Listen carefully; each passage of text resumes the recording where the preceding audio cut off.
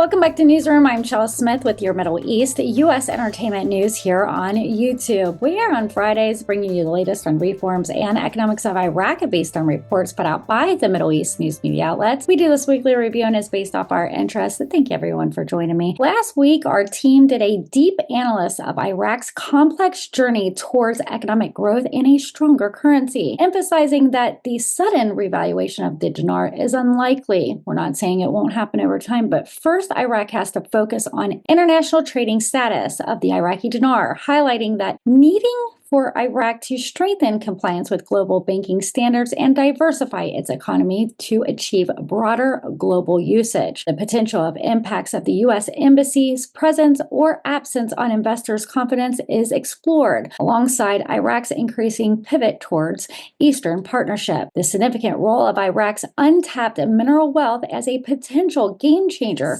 was stressed, contingent on regulatory framework, infrastructure, and a stable investment environment. And we concluded with Iraq's future hinges on navigating these internal and external dynamics with time, transparency, and tenacity, that it won't happen overnight. I want to also thank everyone in our audience for their loyalty to our station. We're officially back. We want to thank our team for helping us out while I was in Miami. However, let's take a look at this week's headlines. So I want to open this week's show with the Iraqi Stock Exchange, the ISX updates for May of 2025. We have some key marketing developments after last week's show, and we'll start with number one, upgrades and new listings. The United Bank, the BUNB, was upgraded from a lower tier market to regular markets, signaling improved transparency and financial reporting. SOMO Baghdad Exchange, the FSBE, and Iraqi Company for Deposit Insurance, the FIDI, started over-the-counter OTC trading, expanding investment options. The ISX approved the listings of national bonds, offering new investment tools that can help the government raise capital internally. The ISS approved a listing of national bonds, offering new investment tools that can help the government raise capital internally. Second on the list was stocks redemptions and dividends, according to the reports. The Bank of Baghdad, the BBOB, to resume trading with strong 14.5 dividend yields. Several other companies resumed trading after finalizing their annual financial reports and declaring dividends, like, for an example, Babel Animal and Vegetable Production and Ashtar Hotel. Third on the list was capital increase. Multiple banks like the Region Trade Bank, Iraqi Islamic Bank, the Al Mashert Bank are increasing their paid-in capital, a sign of business expansion and strengthening balance sheets. And four on the list, the AGMs and suspensions. Stocks like Ashishal and Al Mansour Hotel and other temporary suspensions as they prepare for annual general meetings, the AGMs, to approve financials and dividends. Now, why this matters for the Iraqi dinar, the IQD? Well, these developments strengthen the Iraqi's financial system and supports the dinar in several ways. Number one, marketing confidence. Upgrading banks and launching their new listings boosts investors' confidence, both local and foreign. A strong stock market reflects economic growth, which is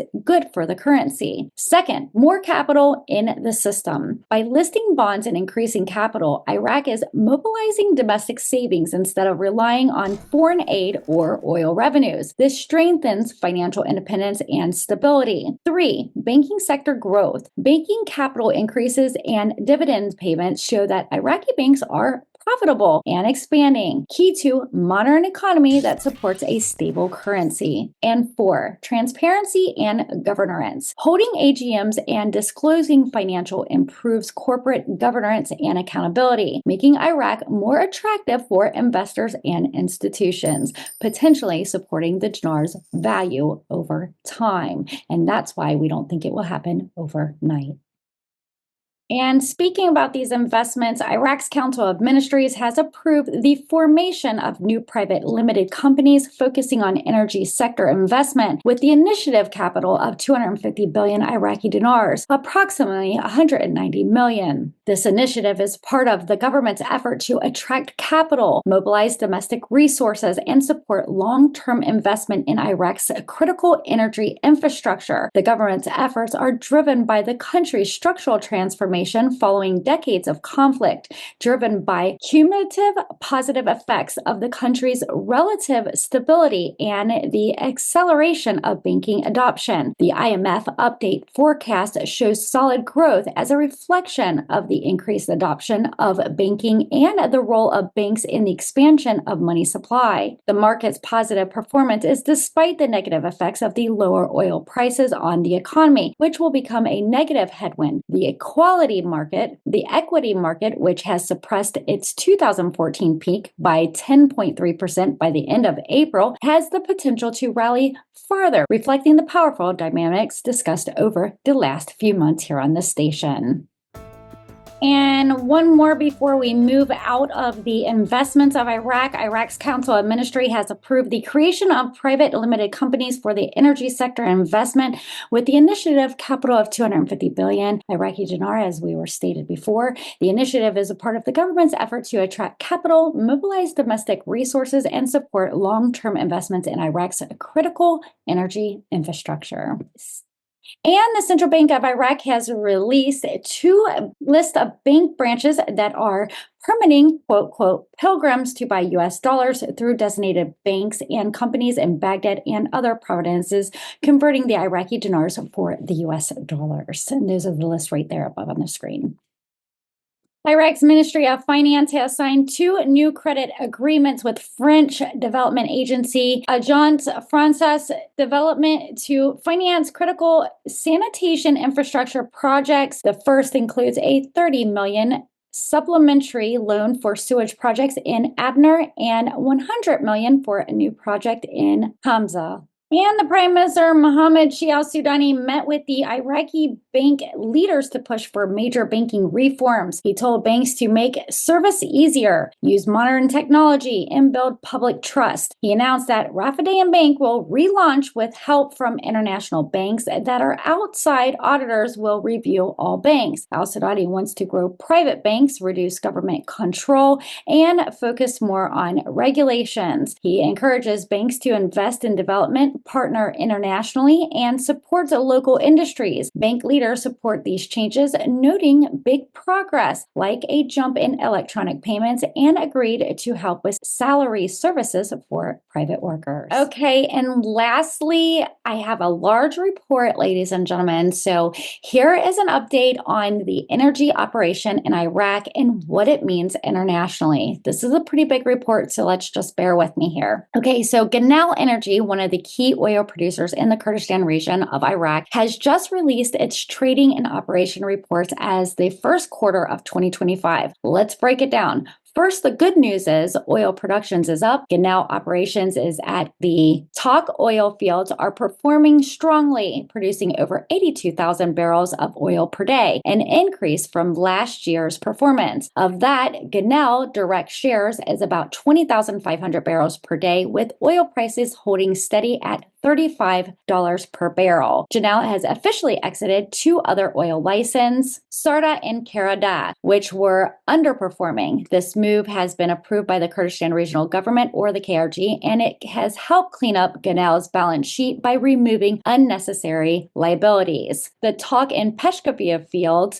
meanwhile, continue to show strong performances and cost efficiency, some of the best in the region. The fields are also generating significant cash flows, even with lower domestic sale prices. Finally, Ganal is stable. The company holds $135 million in net cash, and in this quarter alone, they have reported $5 million in free cash flows. This has taken steps in strengthening their long-term finances by issuing a new $100 million bond, which gives them even more flexibility to invest in future projects. Now, a big issue that still remains unresolved in the Iraqi-Turkey pipeline. Negotiations between the KRG and the Iraqi federal government and Turkey are still ongoing. However, no real progress has been made since March, and exports through the pipeline are still paused. This is a major bottleneck for international oil sales, and it affects revenue across the board. Now, looking internationally,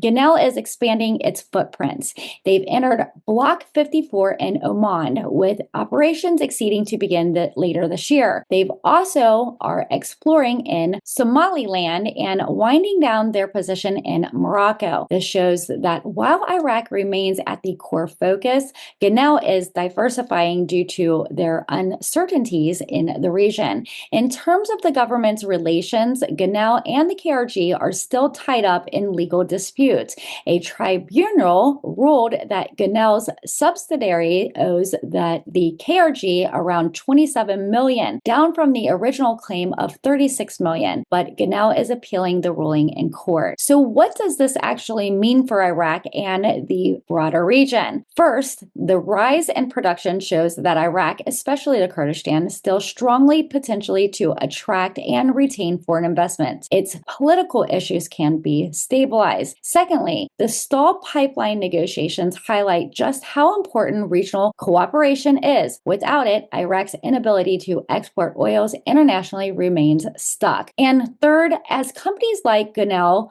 look beyond Iraq to Oman and other regions, Iraq's risk losing out on future energy investments unless it can improve legal stability and export reliability. In short, Iraq has the resources and the partners, but it must resolve internal and regional challenges to be fully benefit from its oil wealth on a global stage. And you've been watching Newsroom Weekly Review. I'm Chelsea Smith with your Middle East U.S. entertainment news on reforms and economics of Iraq, bringing you all the latest Dinar news without having to keep up with all the different outlets. I'm here on YouTube every Friday, so don't forget to subscribe and turn those notification bells on. If you like our content, give us a thumbs up. If you really like our content, you can always seed a super chat or a super thanks in the comment section below. Last week, we were in Miami at the Trump National Draw. I had so much fun meeting all of you. I'll be posting pictures and release a cute little video from my experience. I hope you guys all have a fabulous Mother's Day. I hope you guys enjoyed the data this week. It was a little dry, however, we made it through it. Thank you for visiting Newsroom Chelsea Smith for your trusted Dinar news. I'll see you guys next week. Take care.